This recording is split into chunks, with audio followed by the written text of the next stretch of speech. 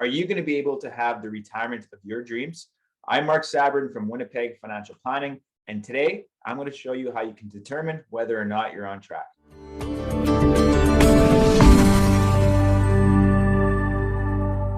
For a lot of Canadians, retirement seems like a blur. Will they actually have enough money set aside to do the things that they want to do? We'll be going over how financial planners, such as myself, put together these types of retirement plans. Let's jump into an example. All right, so in this example, we have Debbie. She's 57 years old. She's looking to retire in 5 years. And what we're going to do with this example is just conceptually look at what retirement planning is. This works for individuals or couples, or in this case, we're just going to use one person. So like I said, Debbie is 57 years old.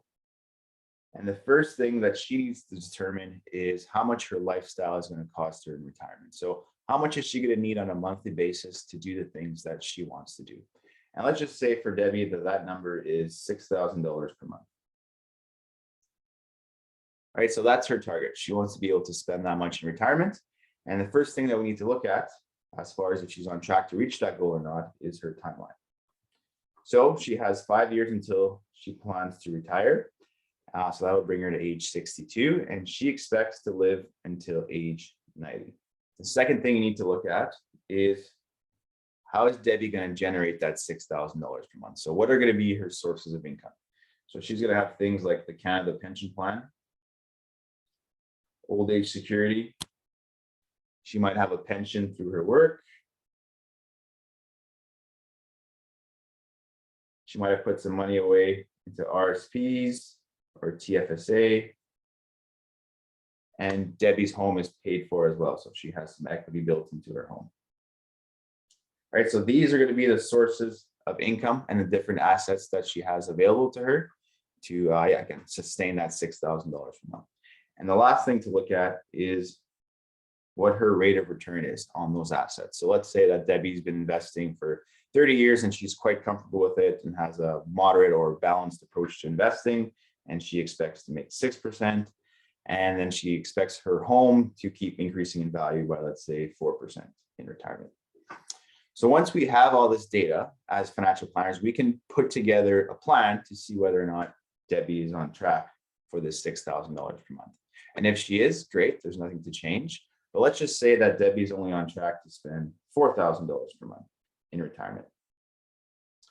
So her first option is to be okay with that number. So instead of spending 6, she's spending 4. If she's fine with that, then again, there's no changes that need to be made. If she's set on spending $6,000 a month, this is where she's going to need to make some adjustments in her retirement plan. So her first option, which is usually the least popular one, is Debbie would have to work later. So rather than retiring in 5 years, that might have to be pushed out to 8 or 9 years. And if Debbie's totally against that, that's fine. She can still retire in 5 years, but she's going to need to find a way to start saving more money in those 5 years. And again, for Debbie, she might say, well, I don't really have enough cash flow right now to put more money away. My kids are in university. They're still living at home. It's costing me a lot. That's fine. Well, then her other option is to try to increase her rate of return. So like I said, Debbie's been investing for 30 years. She's comfortable with a moderate or balanced approach. Well, she might need to take a little bit more risk with her portfolio and be a bit more aggressive to try to turn that 6 into maybe a 7 or an 8.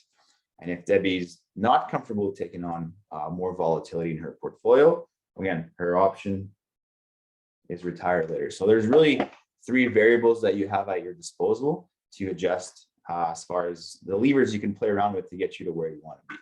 So this is step 1 of retirement planning. So just conceptually seeing whether or not you're close to being on track.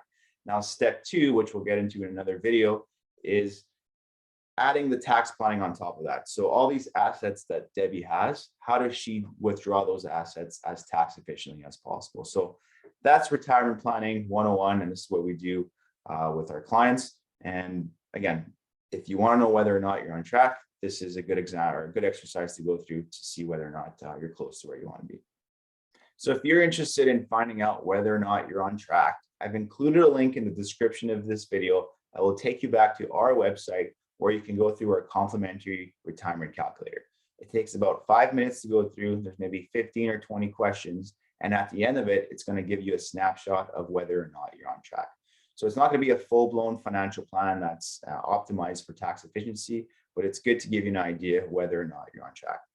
Again, if you enjoy these videos, please subscribe. It helps us out tremendously. And until next time, take care.